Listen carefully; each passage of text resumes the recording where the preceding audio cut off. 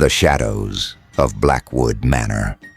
Blackwood Manor had stood on the edge of the town for over a century, a hulking structure of crumbling stone and forgotten memories. The locals spoke in hushed whispers about the eerie happenings within its walls. But when journalist Emma Hart was assigned to investigate the manor for her Real Horror Stories series, she was skeptical. She didn't believe in ghosts, curses, or haunted houses. To her, every legend had a logical explanation. She couldn't have been more wrong. Emma arrived at the manor on a chilly evening, her flashlight barely piercing the thick fog that clung to the ground. The iron gates groaned in protest as she pushed them open. The air was heavy, carrying the faint scent of decay. Inside the house was as foreboding as the outside promised. Dust blanketed the antique furniture, and cobwebs hung like curtains. A massive chandelier swayed gently, though there was no breeze. Emma set up her camera equipment in the grand foyer, determined to document everything. "Let's find out what's really going on here," she muttered, her voice echoing in the empty space. As night fell, strange things began to happen. Doors creaked open on their own, and faint whispers echoed through the halls. At first, Emma dismissed them as tricks of the wind and her overactive imagination. But then she heard footsteps. They were heavy, deliberate, and coming from the second floor. Gripping her flashlight, Emma climbed the grand staircase. The air grew colder with every step.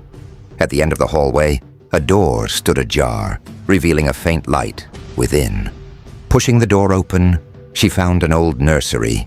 Toys were scattered across the floor, and a rocking chair moved slowly back and forth, as if an unseen force was sitting in it. Emma froze as a child's laughter echoed around her. She turned to leave, but the door slammed shut, trapping her inside. The laughter turned into guttural growls, and shadows began to crawl across the walls, converging toward her. The next morning, Emma was shaken, but determined to uncover the truth. She searched the town archives and discovered that the manor had belonged to the Blackwood family, who mysteriously vanished one night in 1923. Rumors of occult rituals and forbidden practices surrounded the family's disappearance. She also learned about a previous journalist, Mark Benson, who had attempted to investigate the manor 5 years ago. He was never seen again. Emma returned to the manor that evening, armed with more equipment and a growing sense of dread. In the basement, Emma found a hidden door that led to a dark tunnel. The walls were lined with strange symbols, and the air reeked of sulfur. At the end of the tunnel was a ritual chamber. Candles, long extinguished, surrounded a stone altar. As Emma examined the room, she heard a voice whisper her name. Turning, she saw a figure standing in the shadows. It was Mark Benson, or what was left of him. His eyes were hollow, his skin pale and stretched over his bones. "They won't let you leave," he rasped. Suddenly the candles flared to life, and the room filled with an ear-piercing screech. The shadows came alive, twisting into monstrous forms. Emma ran, the walls of the tunnel seeming to close in around her. Back in the main house, Emma found herself in the grand foyer. The front door was wide open, but as she approached it, the chandelier crashed to the floor, blocking her path. The shadows closed in, their whispers turning into screams. Emma fought back, smashing her flashlight against the creatures, but it was no use. Just as they were about to overwhelm her, she remembered the symbols she had seen in the ritual chamber. Grabbing a piece of broken glass, she carved the symbols into the wooden floor. The shadows recoiled, their forms dissolving into the air.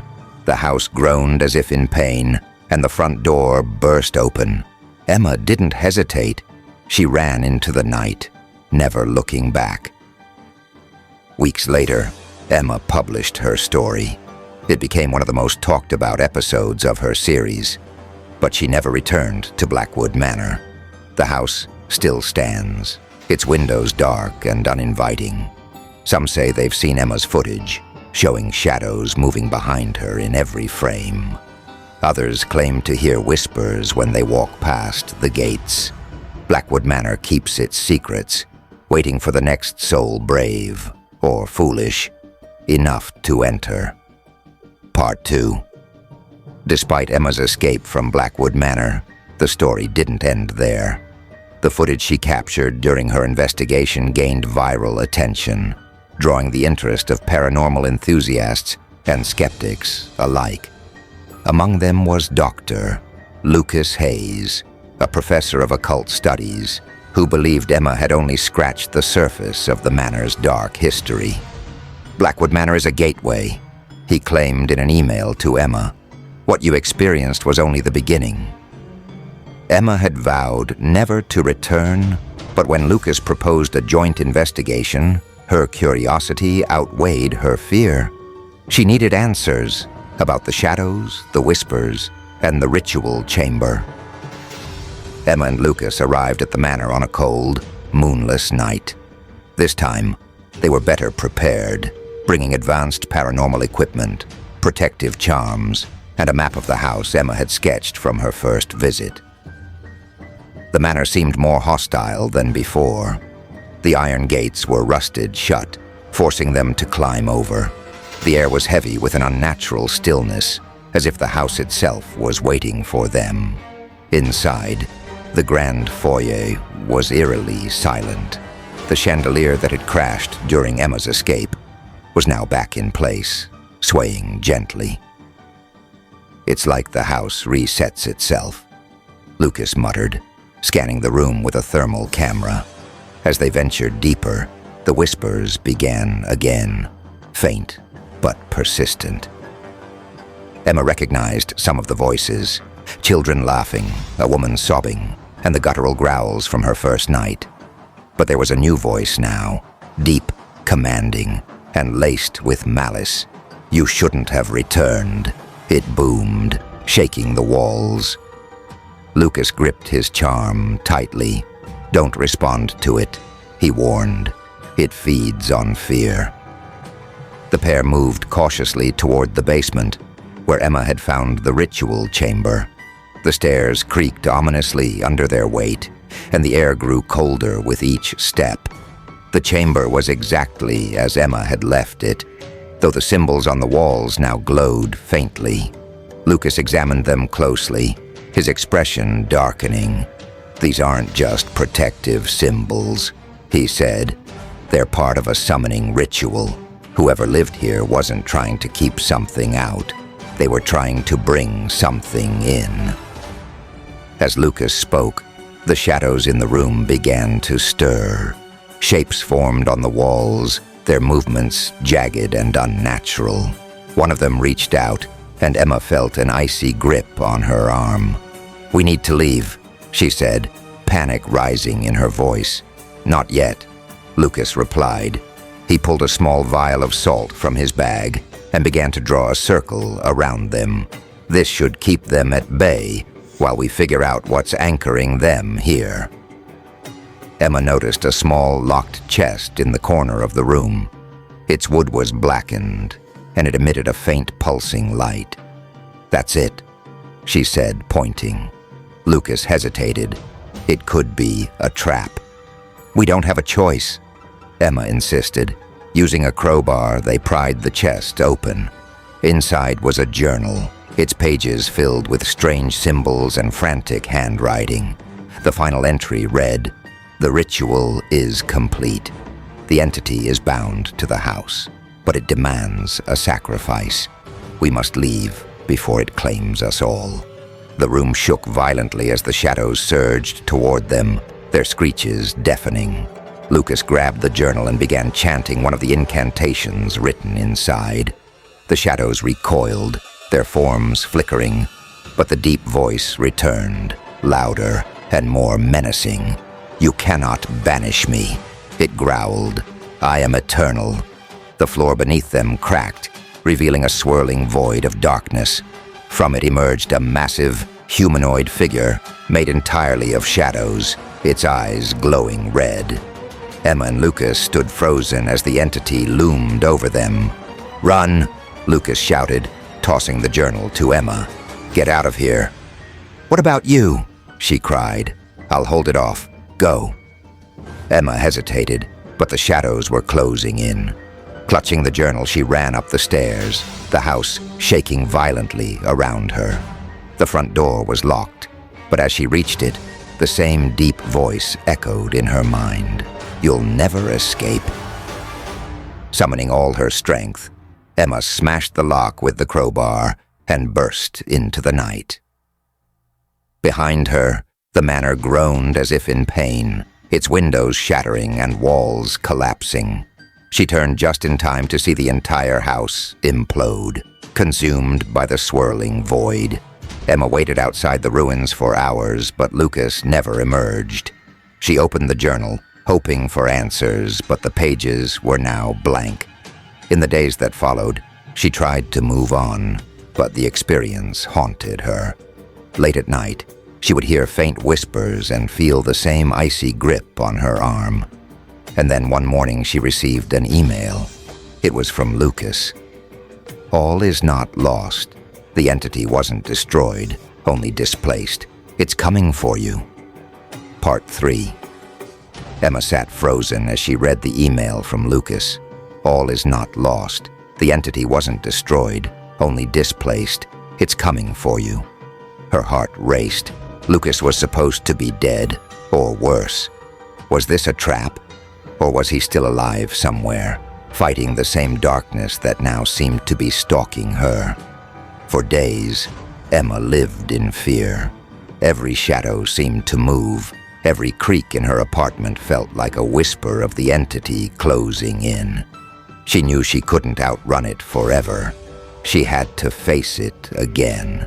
Emma sought help from Dr. Victoria Albright, an expert in paranormal studies and Lucas's mentor. Victoria had heard of the Blackwood Manor and its dark reputation. When Emma showed her the email, Victoria's face turned pale. "This isn't just any entity," Victoria said. "It's an ancient being, a shadow wraith. It latches onto its victims and feeds on their fear, growing stronger until it consumes them entirely." "Can it be stopped?" Emma asked, her voice trembling. "There's a way," Victoria replied, "but it's dangerous. You'll need to summon it to a specific place and bind it using a counter-ritual. The journal Lucas found might have the answers, but what? You'll need to return to Blackwood Manor, or what's left of it." Emma and Victoria drove to the ruins of Blackwood Manor late one night. The site was eerily quiet, the charred remains of the house looming like a skeleton in the moonlight. Emma carried the journal, which had mysteriously begun to fill with new writings since the email from Lucas. As they approached the ruins, the air grew heavy, and the temperature dropped. Shadows seemed to flicker at the edges of their vision, moving closer with each step. "Stay close," Victoria said, clutching a pouch of protective herbs. In the center of the ruins, they found the ritual chamber, miraculously intact. The symbols on the walls glowed faintly, pulsing like a heartbeat.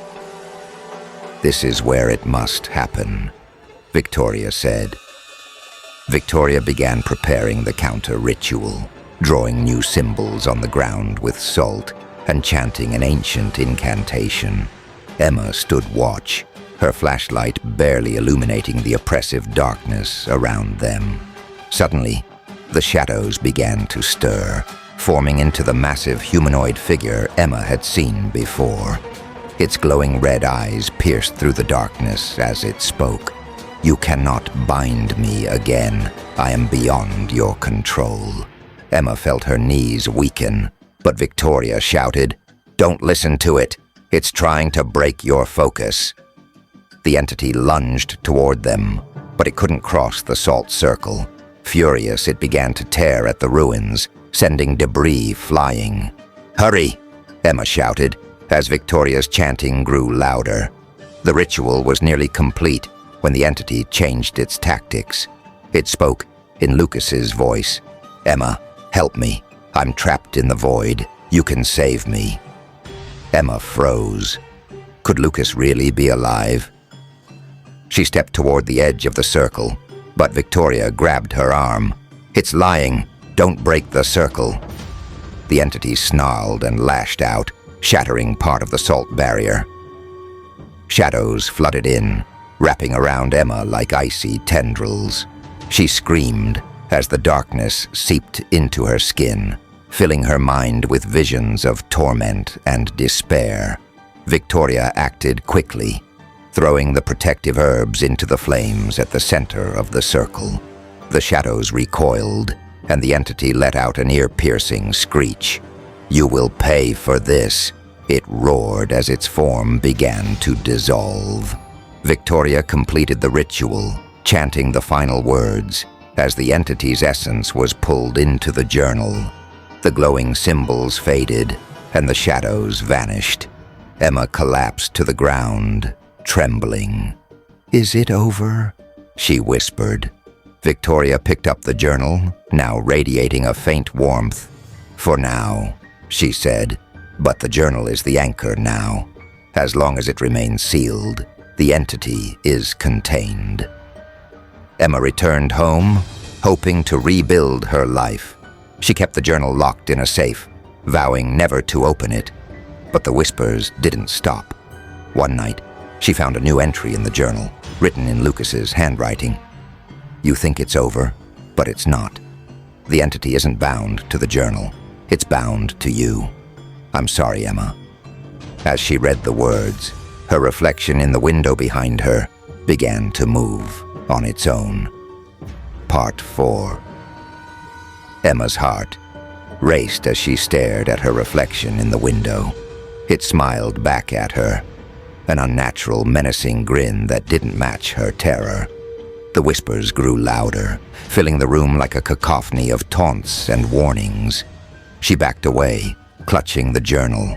"You're not real," she whispered, trying to convince herself, but deep down, she knew the entity had never truly left. The journal began to hum in her hands, the faint warmth, now a searing heat. Words appeared on its cover, etched as if by an invisible hand. "You are the key." Emma reached out to Victoria immediately. When she arrived, Victoria examined the journal and Emma's account with a grim expression. "It makes sense now," Victoria said. "When you interacted with the shadows, it marked you. You're more than just a target. You're a conduit. The entity can't exist fully in this world without you." "What does that mean?" Emma asked, her voice trembling. "It means it's not done with you," Victoria replied, "and unless we sever the bond, it will keep coming back, stronger each time." Victoria suggested one final desperate course of action. They needed to perform a severance ritual to break the connection between Emma and the entity. But this wasn't like the counter-ritual before. "We'll have to lure it out completely," Victoria explained. "That means we need to bring it into our world again. It will fight back, and it will be dangerous." "And if we fail?" Emma asked. "It will claim you," Victoria said bluntly. Despite the risk, Emma agreed. She couldn't live like this, haunted, hunted, and terrified. Victoria chose a remote location, an abandoned church at the edge of town. Its crumbling walls and shattered stained glass gave it an eerie, yet strangely fitting, atmosphere. "We need to create a barrier strong enough to hold it," Victoria said, drawing intricate symbols on the ground, "and you'll have to confront it directly." Emma nodded, her hands trembling as she placed the journal in the center of the ritual circle. As the ritual began, the air grew thick and the temperature plummeted. Shadows gathered in the corners of the church, their movements chaotic and frantic. The journal's cover glowed, and the entity's deep, guttural voice filled the room. "You dare challenge me again?" It growled, its form materializing in the center of the circle. This time, the entity was more menacing than ever. Its massive, shadowy figure towered over them, its red eyes burning with rage. "You are mine, Emma," it hissed. "You cannot escape." Emma stood her ground, clutching a talisman Victoria had given her. "You don't own me," she said, her voice steadier than she felt. The entity laughed, a sound that echoed like thunder. "You gave yourself to me the moment you entered my domain. You are my vessel, and through you, I will walk this world." Victoria began chanting, her voice steady and powerful. The symbols around the circle glowed brighter, and the entity roared in fury. It lashed out, sending tendrils of shadow toward Emma. The talisman in her hand flared with light, repelling the attack. But she felt the entity's presence pushing into her mind, filling her with fear and doubt. "You're too weak to stop me," it whispered in her thoughts. Victoria's chanting reached a crescendo, and the entity's form began to waver. But it wasn't enough. "It's resisting," Victoria shouted. "We need more power." Emma realized what she had to do. She stepped into the circle, directly facing the entity. "Take me," she said. "No," Victoria screamed. The entity paused, its glowing eyes narrowing. "A willing vessel," it said, its voice dripping with satisfaction. Emma clutched the talisman tightly. "If you want me, you have to let go of everyone else. No more shadows, no more torment, just me." The entity hesitated, its form flickering. Victoria acted quickly, altering her chant to bind the entity to Emma alone. The shadows recoiled, and the church shook violently as the entity's essence surged into Emma. Emma collapsed to the ground, gasping for air. The church was silent, the shadows gone. Victoria rushed to her side. "Emma, are you okay?" she asked.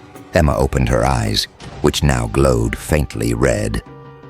"It's inside me," she whispered. Victoria's face fell. "You've trapped it, but at a cost. You're its prison now." Emma returned home, knowing her life would never be the same.